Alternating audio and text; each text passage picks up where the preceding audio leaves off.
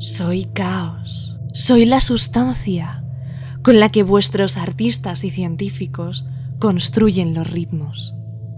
Soy el espíritu con el que vuestros niños y payasos ríen en feliz anarquía. Soy caos.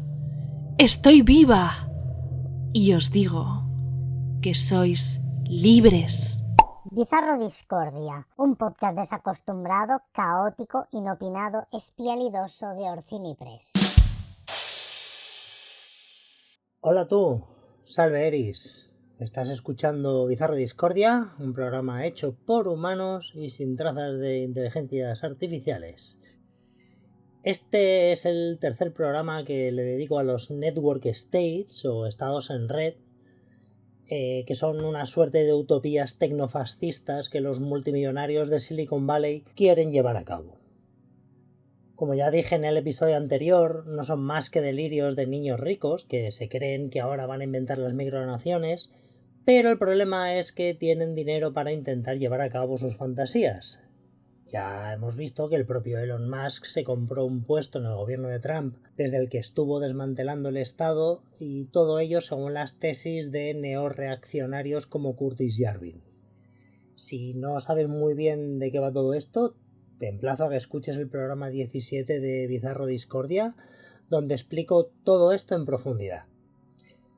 Aunque tengo que decir que desde que se publicó el siguiente programa, el 18, las cosas han cambiado bastante. Musk se peleó con Trump y no solo se ha iniciado una nueva guerra entre Israel e Irán, sino que cuando estoy grabando esto no han pasado ni 24 horas desde que los Estados Unidos han bombardeado Irán por primera vez. Primera y bueno, veremos qué ha pasado mientras edito y publico este episodio porque es un poquito imposible estar al día. Pero antes de empezar a decir nombres de broligarcas y de empresas y fantasías, os recuerdo que en el Patreon de Orcini Press voy a dejar no solo el guión de este programa, sino también una ficha con el quién es quién, por si os perdéis entre tanto nombre, y que bueno, a quienes estéis suscritos pues habréis recibido este programa con unos días de acceso anticipado. Y ya que estoy hablando del Patreon de Orcini Press, aprovecho para hacer un poquito de spam muy rápidamente y comentaros que acabamos de lanzar una suscripción en ese mismo Patreon, por el cual, por 21 euros al mes, más la comisión de la plataforma, podréis recibir cada mes un libro sorpresa del fondo de ficción de la editorial. Porque se supone que las editoriales son algo más que dispensadores de novedades y así también podéis completar vuestra colección de títulos de la editorial. Y si tenéis ansia de libros, por 40 euros recibiréis 2 libros cada mes. Todo esto más los extras, una lámina de la portada del libro, marcapáginas, chapas y pues todos los beneficios de participar en el Patreon y la comunidad de Orcini Press, que está llena de gente majérrima. Así que ya sabéis, patreon.com/Orcini Press. Y ahora sí, vamos allá.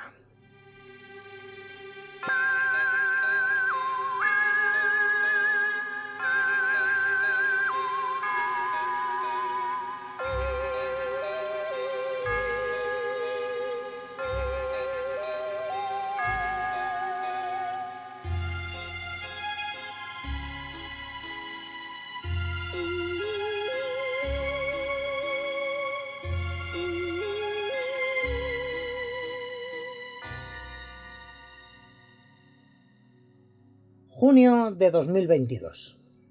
Nevin Kalepali se dirige junto a su amiga Auri y su colega Miles a una fiesta en un loft de Lafayette Street, en el Soho de Nueva York. Cuando llegan al lugar se encuentran con una larga cola y se ponen al final. Parece que es el propio proceso de entrada lo que hace que el acceso de los asistentes se esté retrasando tanto. Cuando llega su turno, les piden sus nombres, emails y una referencia de algún miembro de la Praxis Society. Además, les hacen una foto con un iPad y les piden firmar un contrato de confidencialidad. Sus compañeros firman, pero él le pide a la mujer que los ha atendido una copia del contrato para poder echarle un ojo antes de firmar.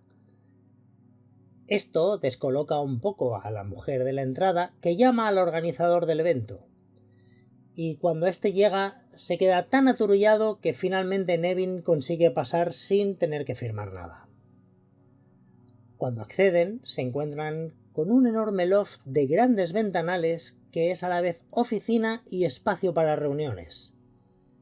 En unos espacios por encima y por debajo de la sala principal están los dormitorios. La fiesta es en el mismo lugar en el que los miembros de Praxis viven y trabajan. El loft está iluminado solo por velas y en los altavoces se puede escuchar una aria del siglo XVIII. Ya hay varios invitados, la mayoría de los cuales no aparenta tener más de 30 años, y estos se arremolinan alrededor de unas mesas de las que picotean de unas bandejas de crudités de calidad más bien dudosa.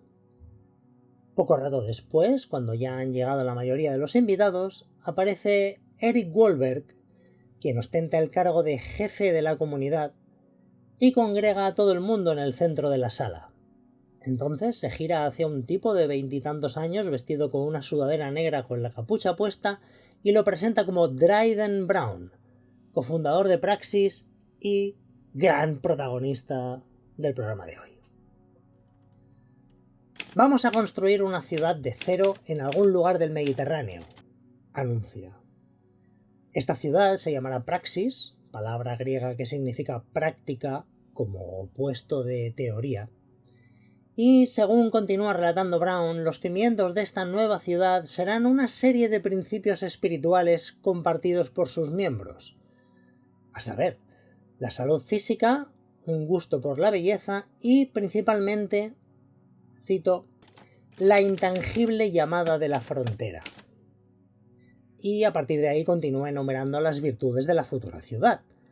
Transporte moderno, construcción modular, gobernanza innovadora, monedas descentralizadas, comida, ejercicio en la naturaleza, interacción humana y propiedad. Estamos construyendo la ciudad que Silicon Valley se merece, anuncia.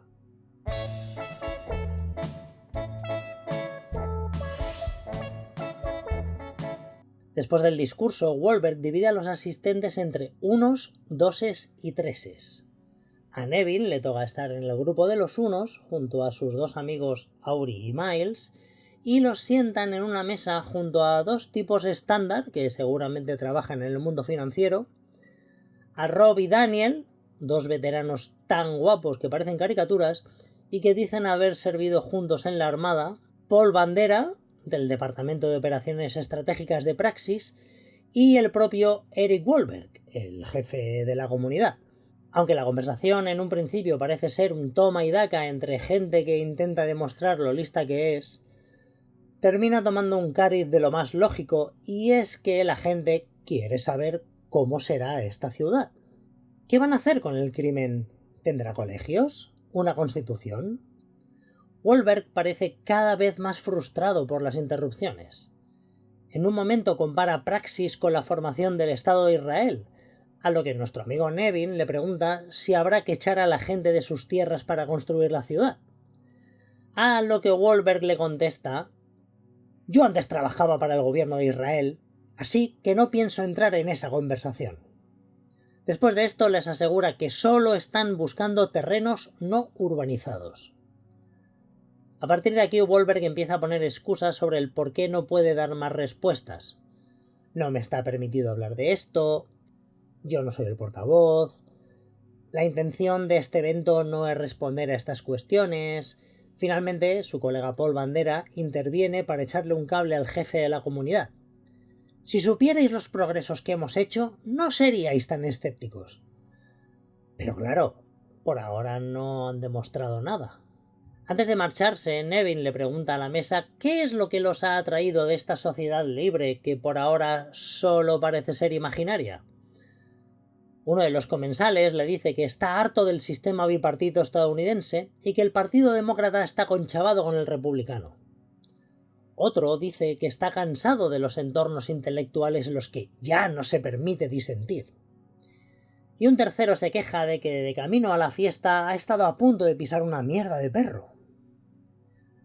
Una semana después, Aubrey le pregunta a Bandera si puede ir a la siguiente fiesta con otros amigos nuevos, pero este le dice que ahora solo se puede entrar con invitación y que es requisito indispensable que los candidatos les manden sus perfiles de LinkedIn y que les digan cuáles son sus inclinaciones políticas, que no pueden ser demasiado progresistas.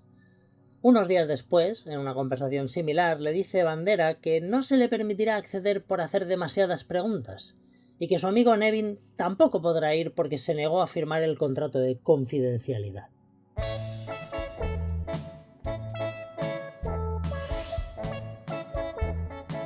El cuartel general de Praxis está en este loft de Nueva York, o al menos era así en 2022, cuando ocurrió la aventura que nuestro amigo Nevin relató para los lectores de Cord.com. Aún así, el equipo de Praxis pasa mucho tiempo tratando de reclutar nuevos miembros en lugares como Miami, Los Ángeles y, por supuesto, en la zona de la bahía de San Francisco, donde está Silicon Valley. En 2022, en el loft vivían y trabajaban 6 miembros de Praxis. Bueno, lo de trabajar hay que matizarlo porque según unas informaciones trabajaban de manera voluntaria y no están contratados, pero según otras cobraban de la financiación. Y es que Brown ha conseguido recaudar, según él, la friolera de $525 millones para llevar a cabo su proyecto de Network State. En la web de Praxis ya no aparecen las empresas ni los fondos que han invertido, pero sí que sigue apareciendo en el portfolio de Pronomos Capital. De capítulos anteriores recordaréis que el CEO de este fondo es Patrick Friedman, nieto de Milton Friedman, que está emperrado en conseguir construir ciudades en el mar, y su consejero es Balaji Srinivasan, el ideólogo de toda esta movida de los Network Estates y que también ha puesto dinero en Praxis. Otros que han invertido son Joe Lonsdale, cofundador de Palantir y Anduril, Fred Ehrsam de Coinbase y Paradigm o el propio Peter Thiel.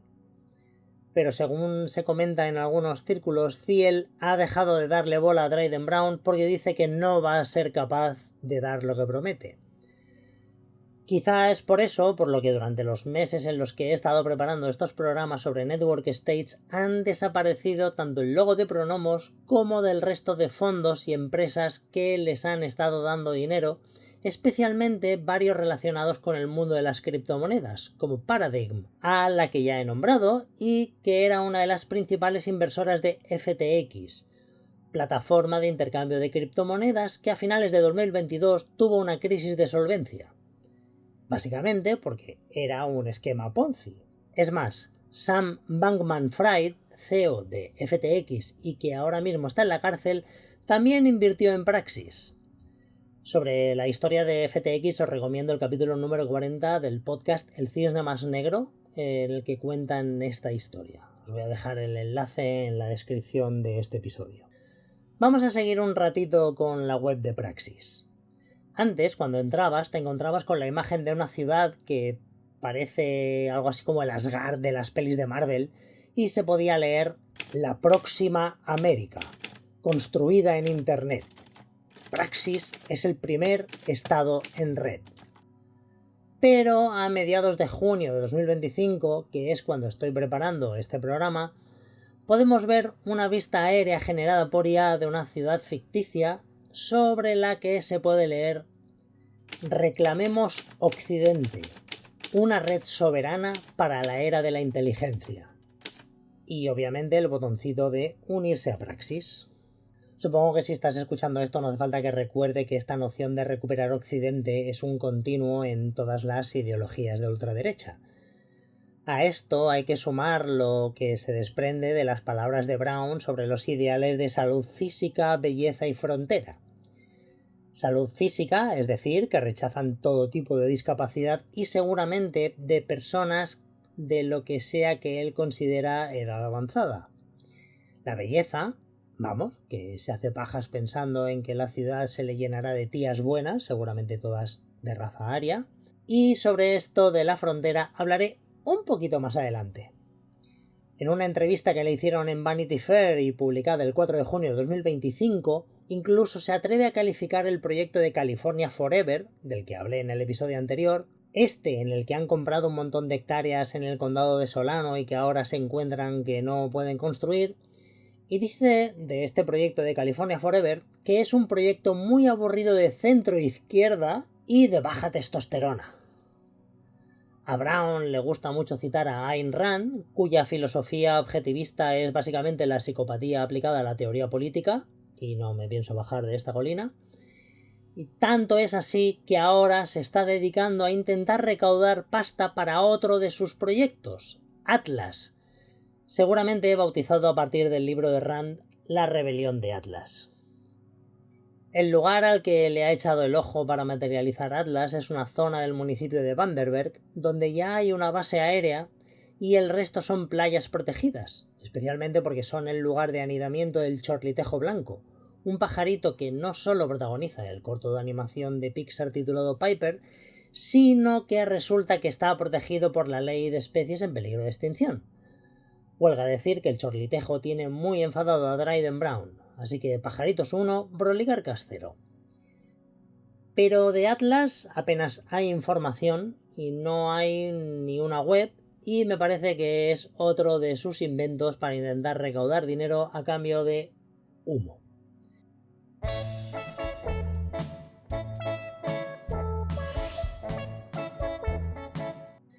Dryden Brown creció en California y no fue al colegio. En su lugar lo educaron en casa para que pudiera convertirse en surfista profesional. Spoiler, salió mal. Cuando llegó el momento de pedir su ingreso en la universidad, en lugar de hacer eso que vemos en las pelis y las series yankees, que los chavales mandan cartas a todas las universidades a ver en cuál los admiten, él solo envió solicitudes a Harvard, Stanford, Oxford y Cambridge. Lo rechazaron de las 4 y acabó yendo a la Universidad de Nueva York, pero no terminó la carrera. Estuvo trabajando como analista en un fondo de inversión y lo acabaron echando. Sin embargo, allí conoció al otro futuro fundador de Praxis, Charlie Callinan. Durante este tiempo se flipó muy fuerte con las ideas de Patty Friedman sobre el seasteading y las de Paul Romer sobre las ciudades charter, que supongo que todo esto sonará también del episodio anterior. Nuestro amigo Dryden, durante la Network State Conference de 2023, hizo muchas promesas sobre Praxis, pero entró muy poco en detalles. Eso sí, dijo que la lista de espera para hacerse miembro era de 50.000 personas y que ya había 12.000 miembros dispuestos a mudarse en masa a la nueva ciudad a partir de 2026. La realidad es que en un informe interno de la propia empresa, en el momento de dar esta charla, solo había 431 miembros. Luego le dijo al New York Times que no, que 12.000 personas eran las que había en sus grupos de Discord, Telegram y Signal. Pero ya os digo yo ahora mismo que en el Telegram hay 2.610 en el momento de escribir este guión y parece que unos 7.000 en Discord. Yo espero que en Signal estén los otros 4.569 que faltan.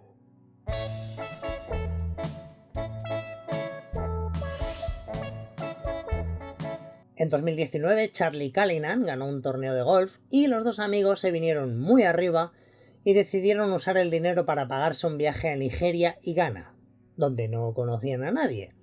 Pero aquello no los amedrantó y se dedicaron a freír a llamadas, emails y a mensajes privados de LinkedIn a cualquiera que ellos imaginaran que les podrían abrir puertas.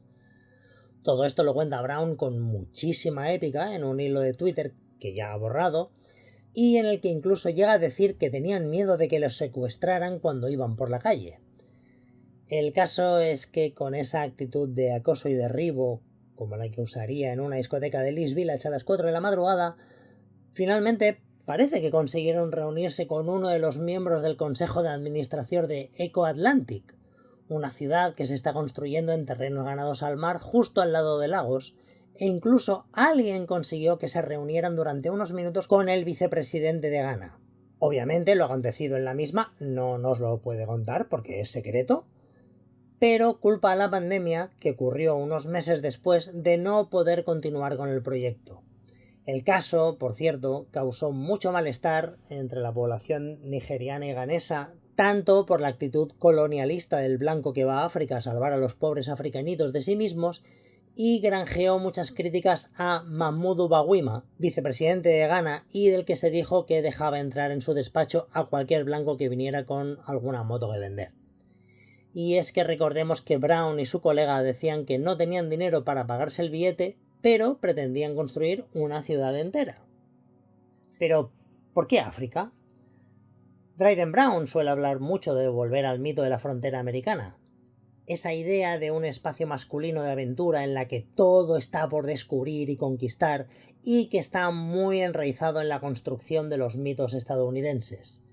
También tiene mucho que ver con la doctrina del destino manifiesto, en la que los Estados Unidos cimentaron su política expansionista porque se consideraban una nación elegida y destinada a expandirse.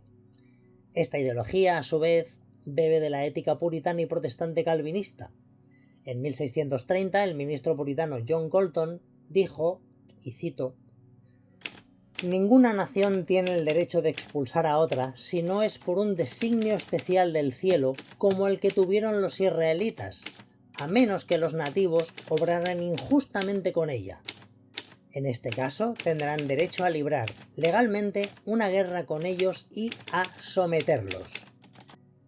La primera vez que se alude al concepto de destino manifiesto es en un artículo de 1845 de John L. O'Sullivan para justificar la anexión de Texas y Oregón, que decía así: «El cumplimiento de nuestro destino manifiesto es extendernos por todo el continente que nos ha sido asignado por la Providencia, para el desarrollo del gran experimento de libertad y autogobierno.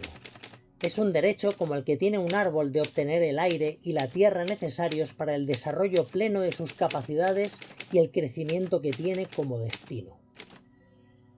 Esto viene a decir lo mismo que el concepto de espacio vital que Hitler esgrimió para justificar la necesidad de Alemania de expandirse.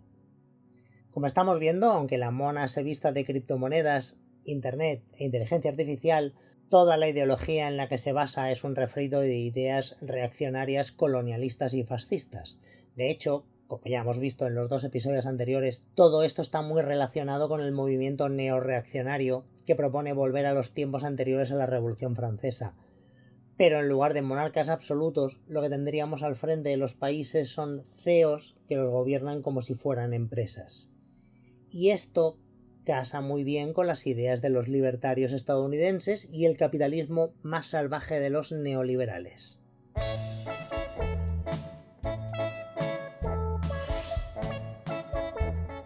Brown no solo se ha declarado fan de Ayn Rand, como decía antes, sino que un antiguo miembro de Praxis reveló al New York Times que, aparte de su ropita de Balenciaga y de beber agua Holstein a $68 el pack de 6 botellas, también le gusta dejar por ahí libros de Julius Evola, filósofo fascista, tradicionalista, radical y antidemocrático, entre muchos más antis, la biografía del arquitecto de Hitler, Albert Speer, o el libro Imperium, del fascista estadounidense Francis Parker Yockey, que propone el establecimiento de un Estado paneuropeo fascista.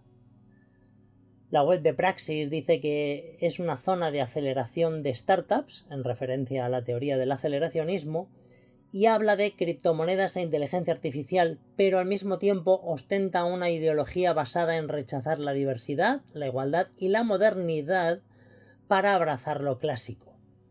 Si todo esto lo juntamos con la idea del tecnosionismo de Balaji y con esa frase de Thiel en la que decía que no creía que la libertad y la democracia fuesen compatibles, pues es normal que el pobrecito Dryden Brown tenga tal cagao mental en la cabeza.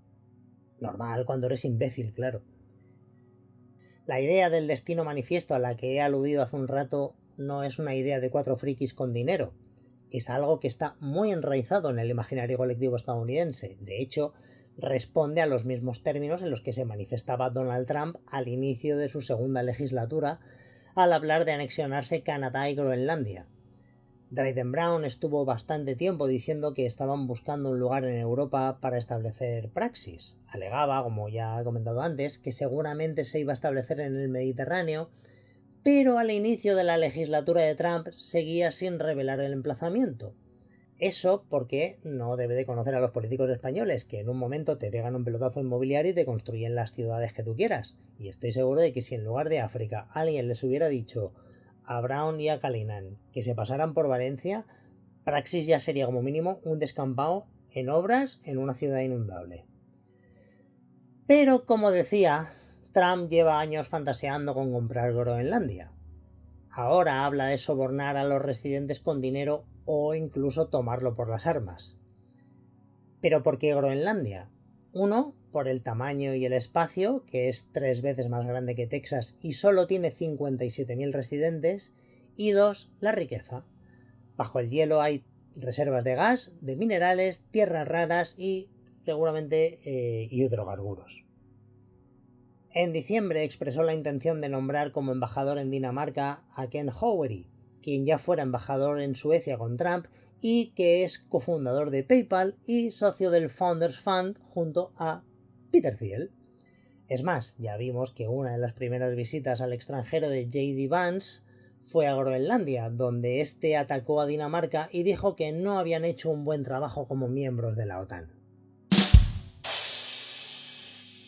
En noviembre de 2024, Dyden Brown publicó otro de sus hilos en Twitter que empezaba con la frase: «Fui a Groenlandia para intentar comprarla. Esto es lo que pasó».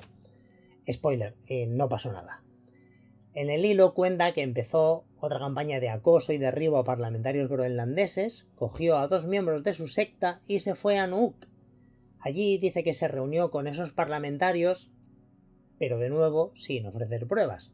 La única prueba de que estuvo en Groenlandia es una foto en la que sale bañándose en el mar después de salir a correr con unos amigos y fliparse porque había un yate que le habían dicho que pertenecía a J.K. Rowling. Es por este viaje relámpago a Groenlandia en verano que se atribuye el crédito de haberle dado la idea a Trump de anexionarse a Groenlandia. Por eso, y porque en el hilo de Twitter que os comento menciona a Elon Musk y le dice que Groenlandia es el lugar ideal para montar Praxis y además montar un prototipo de Terminus, la ciudad que Musk ha dicho que quiere construir en Marte y cuyo nombre ha sacado de la fundación de Isaac Asimov. Si vamos a la web terminus.vip, veremos que esta está dedicada a promocionar una criptomoneda del mismo nombre, inspirada en esta idea de Musk, y el apartado en el que habla de la construcción de la ciudad empieza con esta frase: Elon Musk imagina Marte como la próxima frontera para la humanidad, un paso crítico en nuestra evolución a una especie multiplanetaria. Destino manifiesto, transhumanismo, espacio vital. A mí todo esto me suena a nazis en el espacio, la verdad.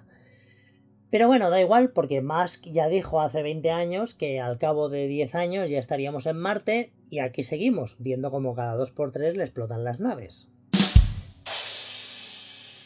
Sea como sea, aparte de los grandes números que aparecen en la web, la actitud de tiburón y los discursos grandilocuentes, pero que nunca entran en detalles, Dyden Brown sigue sin tener un terreno en el que montar su ciudad de fantasía.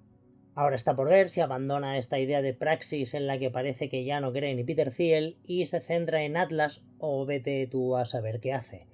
Por lo que estamos viendo, el network state que más ruido ha hecho en las redes y en la prensa seguramente no sea más que otra estafa de niños ricos y flipados como las NFTs o las criptomonedas. Y la materialización de los network states no son más que otra burbuja de humo como la mayoría de startups que aparecen, que no aportan nada a pesar de recaudar un montón de pasta y que luego acaban vendidas a otras empresas haciendo ricos a sus fundadores o en un cubo de basura.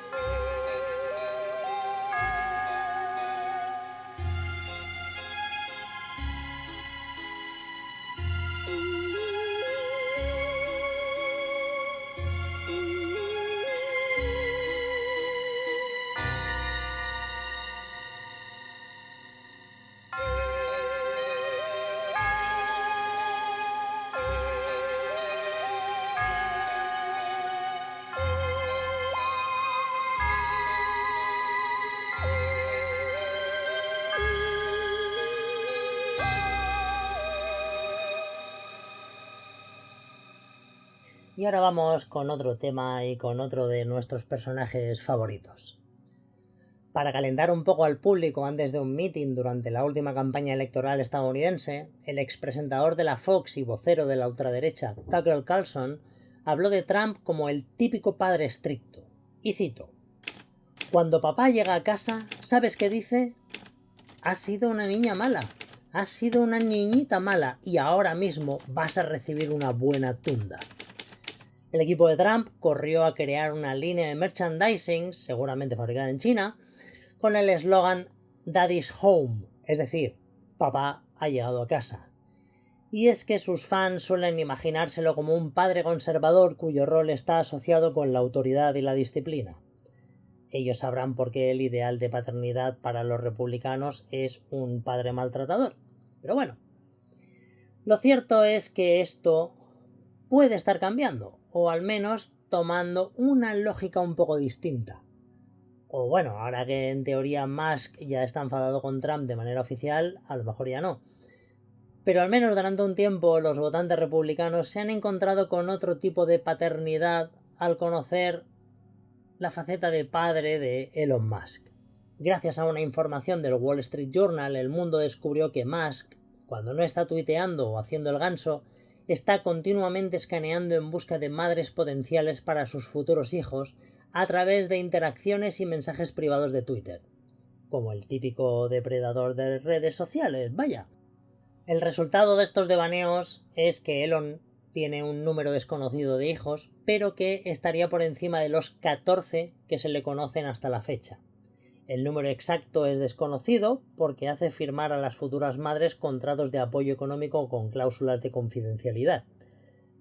Pero lo más interesante es la ausencia de todo tipo de lazos familiares y parece que apenas muestra la más mínima responsabilidad, ya no digamos afecto, hacia los productos de su semilla. Esto está completamente en contra de los valores familiares tradicionales a los que tanta importancia le han dado siempre los conservadores. Aunque también es verdad que un buen picha brava siempre ha sido el héroe de los señores más señores.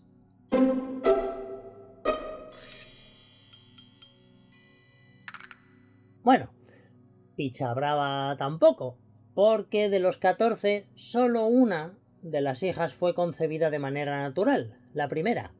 El resto lo han sido por fecundación in vitro o, como es el caso de 2 de los 3 hijos que comparte con la cantante Grimes, por vientre de alquiler. ¿Podría haber una explicación para esto? En un intercambio de tweets jocosos, la rapera Azealia Banks aseguró que la propia Grimes le había dicho que el pito de Elon Musk no funciona debido a una operación de alargamiento de pene que salió mal. Yo no sé si es cierto o no, pero ya sabéis que a mí me gusta soñar y estoy aquí para reírme del hombre más divorciado del mundo, aunque sea con temas tan amarillistas como este, me da igual. Ashley Sinclair, madre de su hijo número 13, publicó lo siguiente, también en Twitter. A pesar de las aseveraciones que circulan por ahí, Elon y yo no estuvimos juntos. Usamos fecundación in vitro, test genético preimplantacional y CRISPR para asegurar que nuestro bebé tenía los mejores rasgos. Elon estuvo al frente de todo el proceso y me aseguró que todo iría bien. El ADN de nuestro pequeño ahora incluye mejoras procedentes de otros organismos para que tenga una inteligencia y salud superiores y no podríamos estar más felices. Accedí precisamente por esto, porque confío en el juicio de Elon, no solo respecto al futuro de mi país, sino al de mi bebé. Espero que esto aclare las cosas y que los troles se vuelvan a sus cuevas. Ahora dejadnos en paz.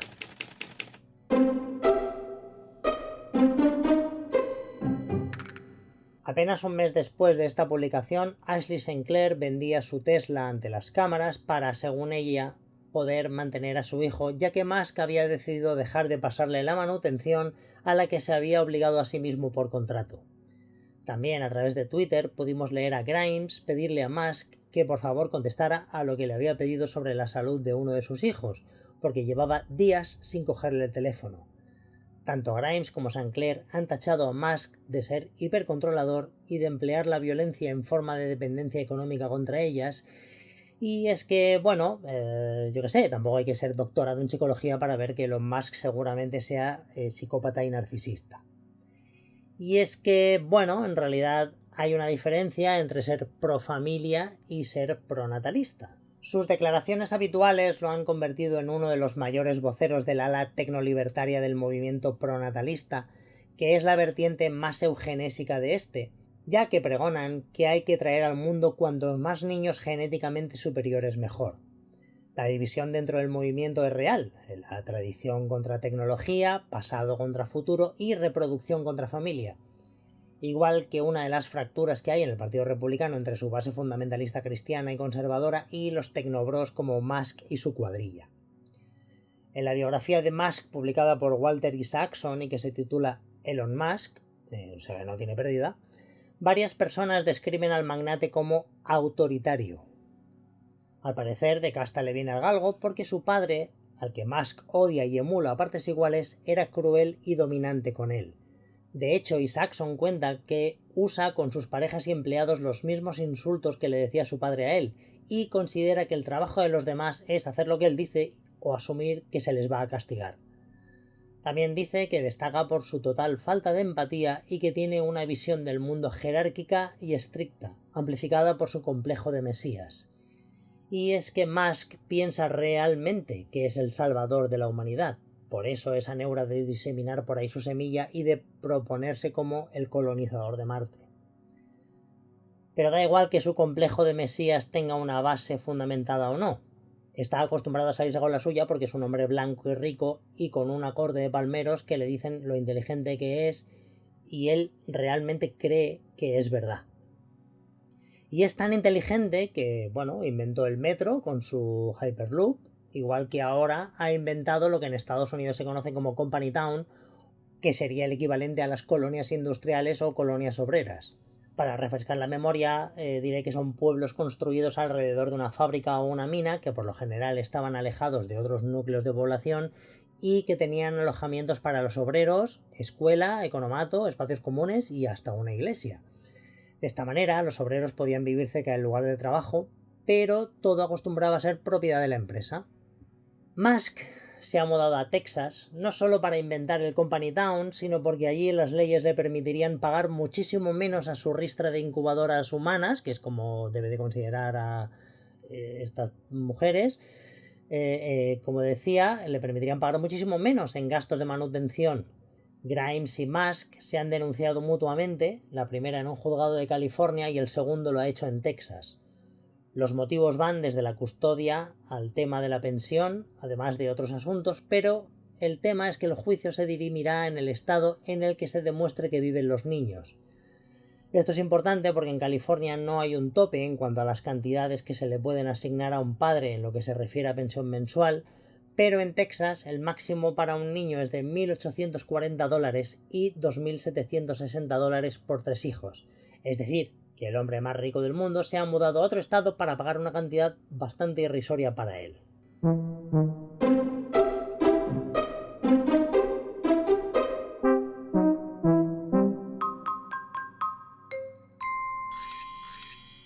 Pero acompañadme. Venid conmigo al condado de Cameron, en la esquina de la costa en la que Texas hace frontera con México.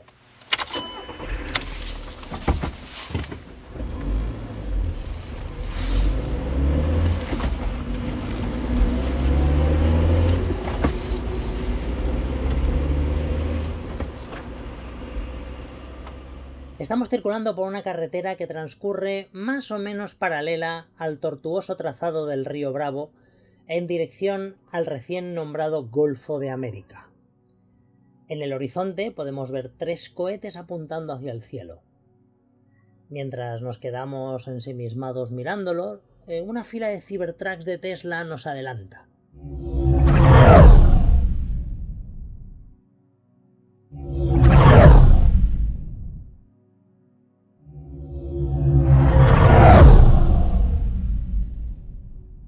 Y nos damos cuenta de que desde un muro que hay más adelante nos observa un Shiba Inu, que es el perro que es la mascota de la criptomoneda Dogecoin, de la cual el nuevo departamento de mal llamada eficiencia ha tomado su nombre.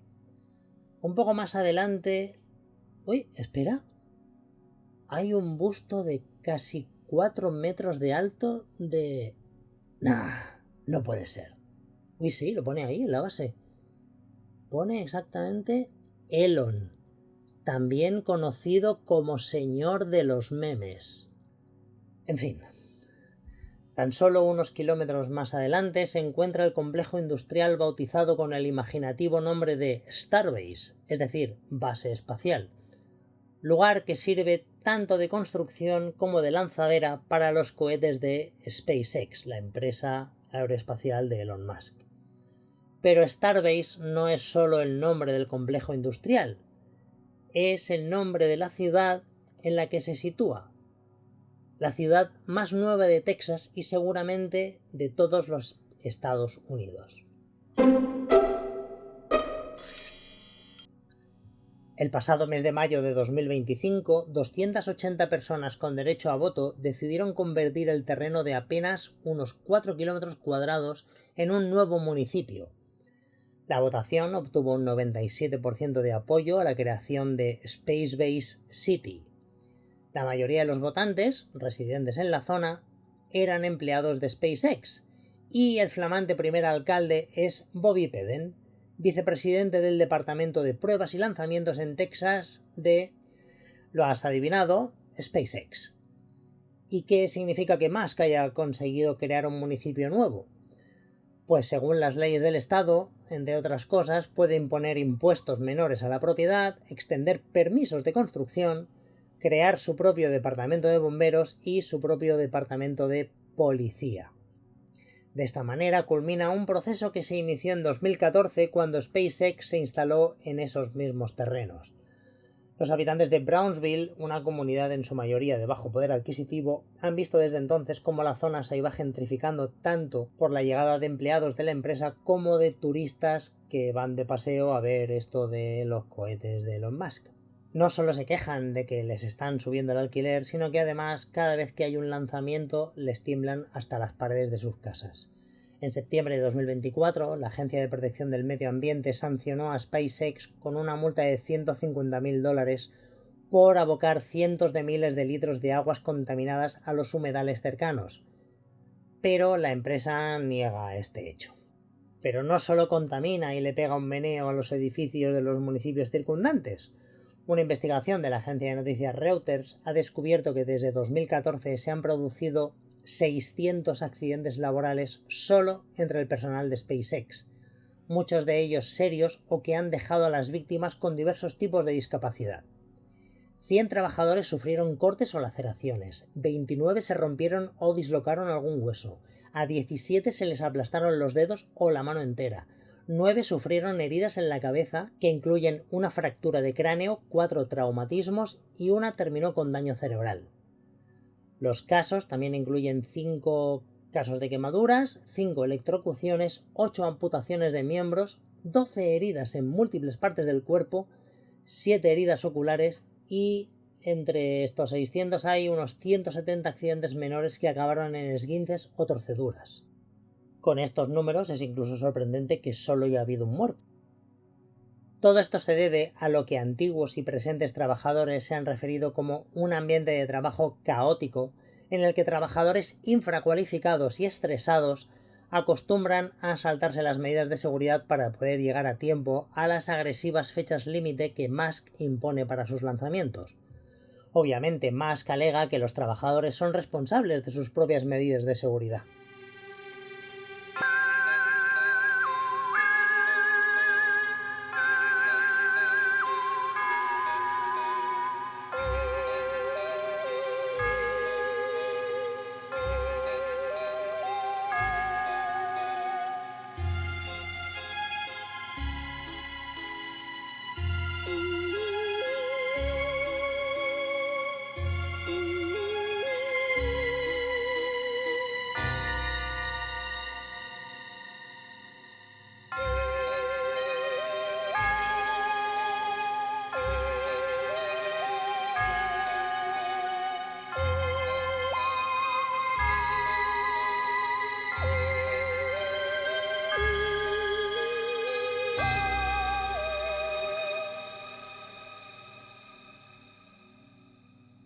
Si Starbase City acabará siendo un network state o no, es casi anecdótico dado que el alcalde del pueblo es vicepresidente de uno de los departamentos de SpaceX y así se aseguran tener el control de muchas regulaciones e inspecciones.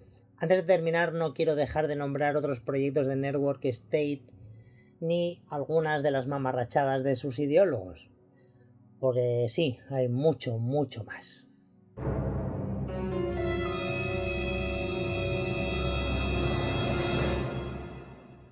Si vamos a la sección de portfolio de la web de Pronomos Capital, recordemos que es el fondo que dirige Patrick Friedman con Balaji de consejero y Thiel de inversor, entre otros, vemos que aparte de Próspera, de la que os hablé en el episodio anterior, y Praxis, aparecen otros proyectos que voy a nombrar rápidamente, no solo por falta de espacio, sino porque sobre algunos de estos no hay absolutamente nada. El primero de ellos es Metrópolis, que en teoría está radicado en Palaos, uno de los 4 países insulares que forman Micronesia, pero la web solo habla de ofrecer una residencia digital y poco más. Si sobre Metrópolis no hay nada, sobre John Drung City hay menos todavía. En teoría se tendría que ubicar en China, pero la web a la que apunta el enlace de Pronomos es la de la Liga de las Ciudades Libres, donde se explica la noción de Network State y poco más. También está el proyecto Small Farm Cities, que parece no ser más que una pequeña colonia agrícola con campo de fútbol, y Tana, que está situada en Lagos, cerca de donde Dryden Brown se flipó muy fuerte y que por ahora no es más que una nave industrial y un desarrollo urbanístico en construcción, y Afropolitan, que pese a las fotos de gente guay y las entrevistas de TechCrunch en las que dicen que han recibido un montón de millones de Balaji, en realidad no parece ser mucho más que un podcast y una web de eventos con una app parecida a LinkedIn, todo ello destinado a personas africanas y de la diáspora. Como idea de comunidad online está genial, ojo, pero según la web tienen un plan maestro de 4 pasos que seguro que os sonarán. Estos son: 1. Network, es decir, la red, y que es el punto en el que están. 2. Viniste por la red y te quedaste por la herramienta, que viene a ser la creación de una super app en la que esté todo, desde medios de comunicación hasta servicios. 3. Estado viable mínimo, que sería la fase en la que quieren legitimarse como nación. Y 4. Fundación del Estado en red en un lugar físico propiamente dicho. Afropolitan también tiene una newsletter que lleva por título The Frontier, es decir, la frontera, y que, atendiendo a cómo se han trazado las fronteras en África y a las ideas supremacistas blancas y neorreaccionarias que han acuñado el concepto de Estado en red y que ya hemos visto en este episodio, esto me parece un poco controvertido. Pero como digo, Afropolitan ahora mismo no parece ser mucho más que ese podcast y esa web. Además, por lo poco que he podido investigar, el término tampoco está exento de polémica porque dejaría fuera la mayoría de la población africana rural. Pero eso ya sería tema para otro podcast.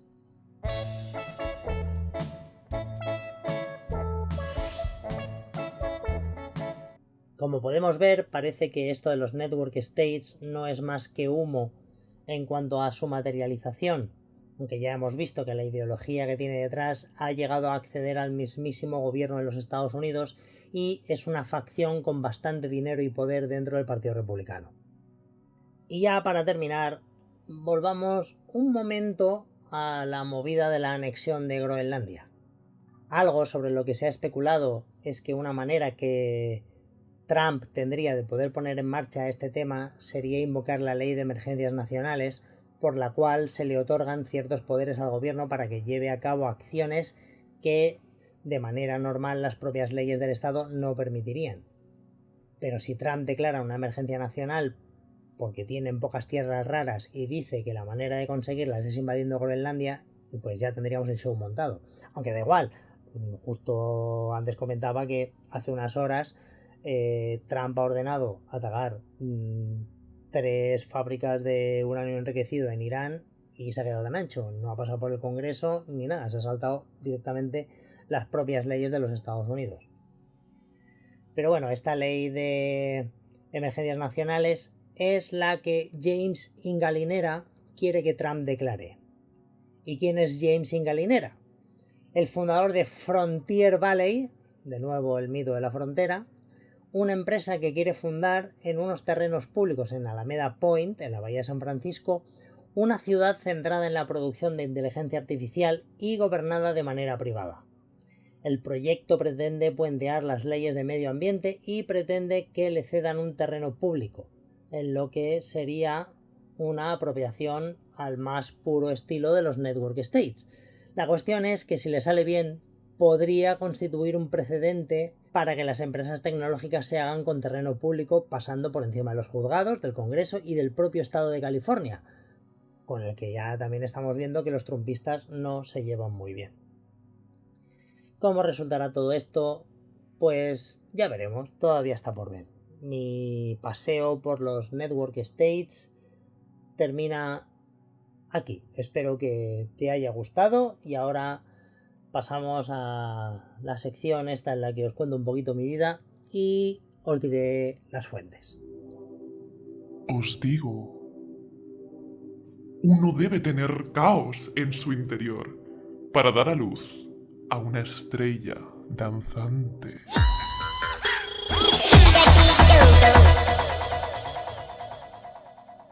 Vamos a por las fuentes.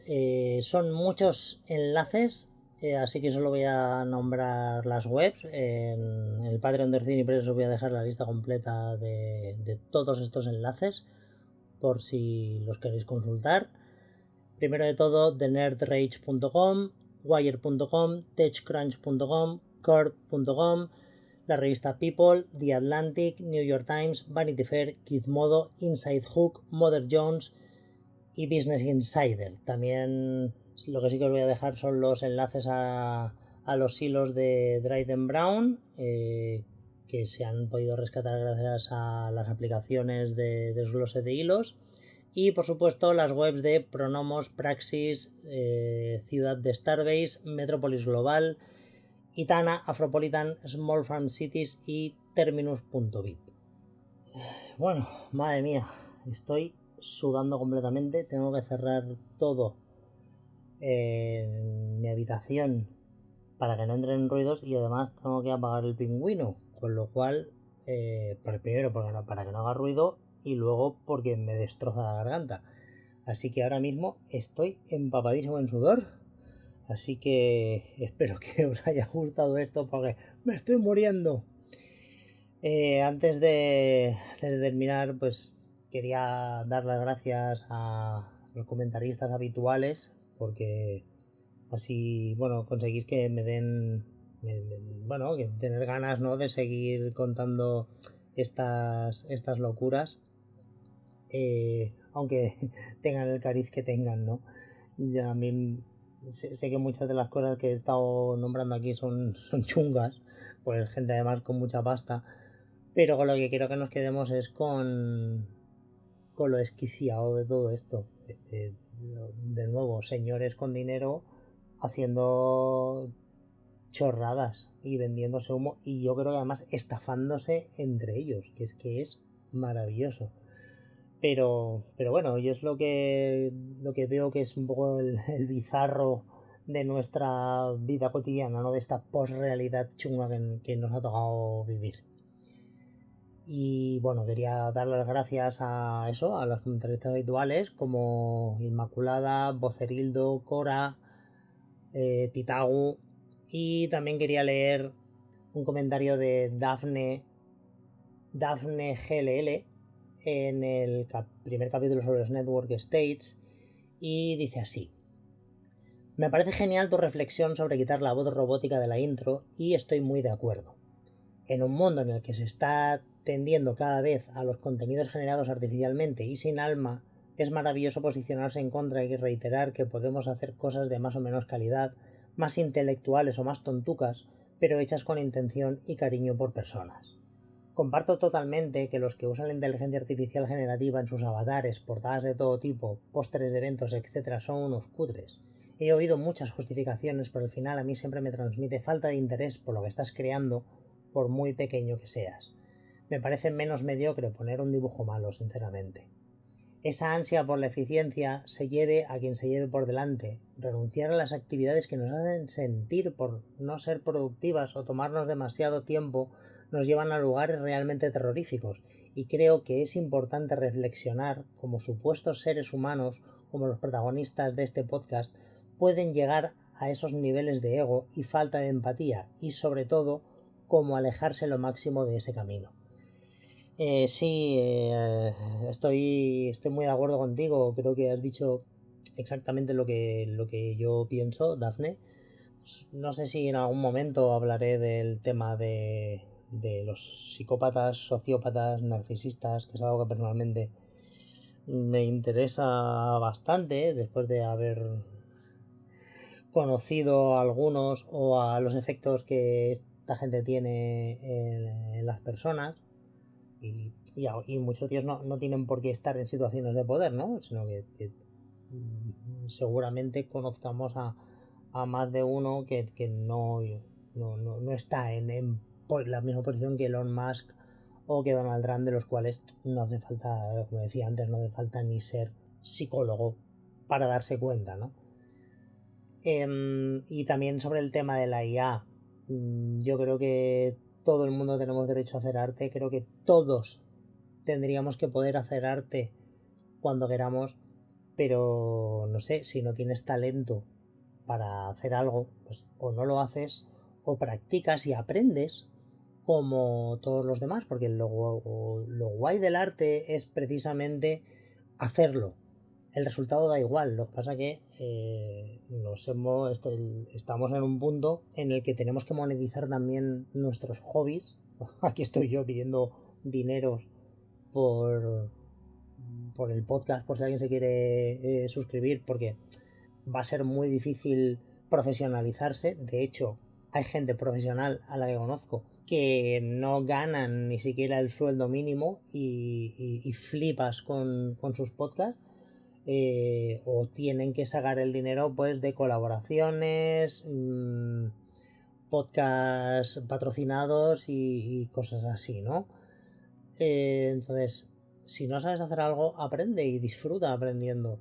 No que con el uso de las inteligencias artificiales generativas para cualquier cosa, para ilustraciones, cuadros, incluso para podcasts enteros, no solo estás llenando de mierda internet, sino que también le estás diciendo a la otra persona que te importa una puta mierda su tiempo y creo que es una falta de respeto total. Ya no digo a los creadores, a los que las inteligencias artificiales han estafado porque se han creado robando la propiedad intelectual de la gente. Esto lo sabemos y es así, sino que es como si le estuvieras escupiendo en la cara. Si no merece tu tiempo el que aprendas a hacer algo para crear lo que sea y dárselo al mundo, ¿por qué tengo yo que malgastar mi tiempo en ver esa basura o consumir esa basura que ni siquiera te has esforzado en hacer? Y que normalmente suele ser una cutrez de mierda. Y si además has hecho los guiones con ChatGPT, ChatGPT es un generador de palabras aleatorio que a veces acierta y otras veces no. Entonces, ¿dónde está la gracia? Por no decir que luego además también las inteligencias artificiales están encontrando un punto de singularidad en el cual se alimentan de textos que ellas mismas han creado, con lo cual el nivel de esos textos cada vez se va degenerando más. Entonces, creo que siempre hay que matizar con el tema de las inteligencias artificiales, de lo mismo que con todo tipo de tecnología.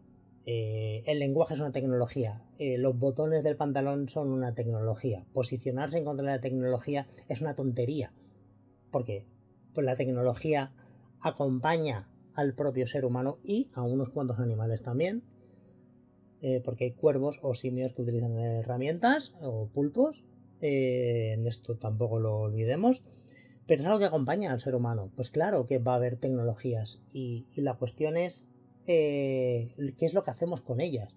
Seguramente, bueno, una cosa que me hace mucha gracia es que cuando se habla de inteligencia artificial y te posicionas en contra, de repente empiezan a salir gente que están curando el cáncer gracias a la inteligencia artificial y están salvando a la humanidad gracias a la inteligencia artificial. Bueno, vamos a calmarnos. Pues no, si estuvieses curando el cáncer, ya estaríamos todos curados de cáncer. No me jodas. Entonces entiendo que es para según qué cálculos matemáticos, para un montón de cosas, muchas aplicaciones. Seguramente la inteligencia artificial hace las cosas muy bien, no todos son inteligencias artificiales generativas que imitan el arte, la escritura o que generan imágenes, pero que se está usando para hacer mierda. Y es de eso de lo que nos quejamos, que es puta mierda y que además se está haciendo cogiendo cosas sin permiso. Pero es igual, a los fans de la inteligencia artificial no les va a servir ni que les digas que roban el copyright o la propiedad intelectual de otra gente. Al GAE tampoco, y a las gestoras de derechos, qué casualidad que estas cosas también se las sudan. Han estado persiguiendo a gente porque ponían canciones en las bodas y ahora 10 años después ya no persiguen a las grandes empresas y a las pequeñas de inteligencia artificial porque roban el copyright. Esto ya no sirve, pero es igual.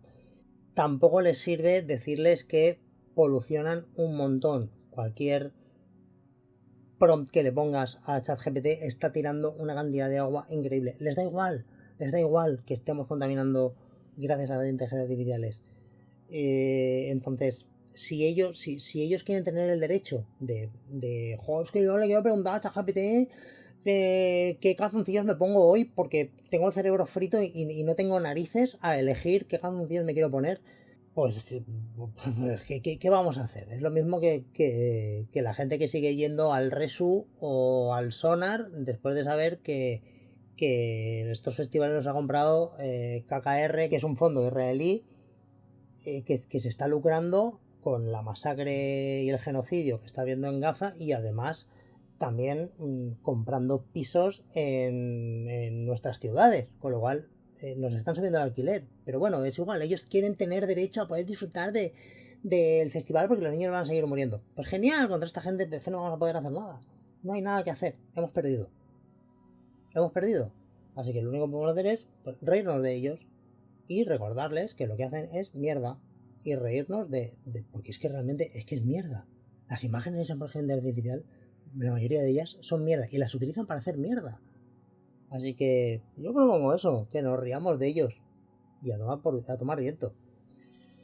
Y nada, y ya os he pegado mi rant. No sé si esto suscitará comentarios más sobre la inteligencia artificial o sobre los network states, pero bueno, yo creo que lo tenía que decir. También tengo que decir, ahora que si has llegado hasta aquí es porque te interesa lo que estoy diciendo, yo ya me he dado por vencido. La gente quiere mierda. Lo he visto en el mundo editorial y lo estoy viendo en todo. La gente quiere mierda. Entonces, contra eso, poco podemos hacer.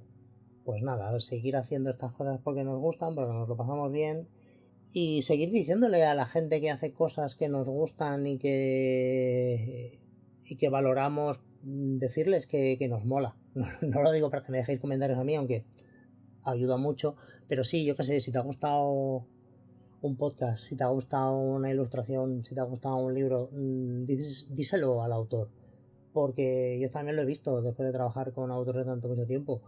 Se agradece muchísimo cualquier tweet, palabra, comentario, por mínimo que sea, diciendo hostia como mola, te pone calentito el corazón. Y es una lástima porque por cada 20 comentarios buenos que nos hacen, cuando llega uno malo, ese malo tiene muchísimo más peso que los buenos. Es una mierda y es así, es lo que nos hace el síndrome del impostor, que ojalá todos ser Dryden Brown y creernos que vamos a construir una ciudad con dinero de Balaji y de Peter Thiel, pero no somos los niñazos estos, así que bueno, lo dicho, que muchísimas gracias por llegar hasta aquí, ya sabéis lo de siempre, like, subscribe y demás.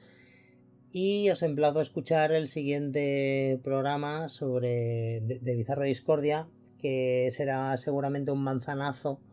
Quería haber hecho un manzanazo sobre las ideas que tiene Peter Thiel sobre el apocalipsis, pero después de varias horas consumiendo y leyendo al propio Peter Thiel hablar de sus teorías sobre el apocalipsis, tengo que decir que tiene una diarrea mental increíble y que no es capaz de hilar más de 2 frases seguidas para hablar del apocalipsis, a pesar de que va de ser un tío súper culto. Así que si en algún momento consigo de todo ese puzzle de basura armar algo que sea medianamente gracioso, os lo contaré. Pero he encontrado otra historia también relacionada con Ciel, que es maravillosa. Entonces supongo que el siguiente programa va a ser un manzanazo sobre este tema. También tengo una colaboración pendiente y un proyecto nuevo que me hace muchísima ilusión con otra persona que quería haber invitado a este podcast en algún momento y al final va a ser un proyecto nuevo. Así que se me viene un verano calentito. Lo dicho, muchas gracias. O salve discordia.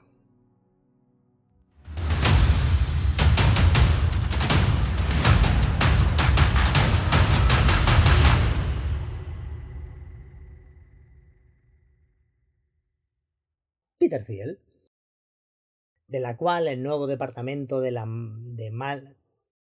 Peter Thiel, con el vicepresidente Peter Thiel,